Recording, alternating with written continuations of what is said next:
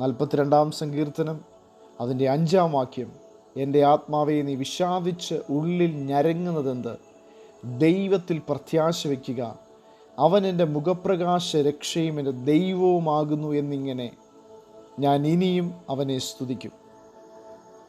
ഏത് സാഹചര്യത്തിലും ആർക്കാണ് ദൈവത്തെ സ്തുതിക്കുവാൻ കഴിയുന്നത്?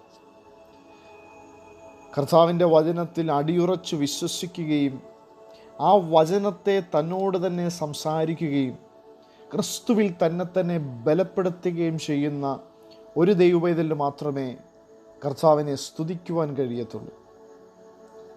ഏതു സാഹചര്യമാണെങ്കിലും അതിനകത്തെല്ലാം ദൈവത്തിൽ പ്രത്യാശ വയ്ക്കുന്ന ഒരു ദൈവപൈതലിന് ദൈവത്തെ സ്തുതിക്കുവാൻ കഴിയും.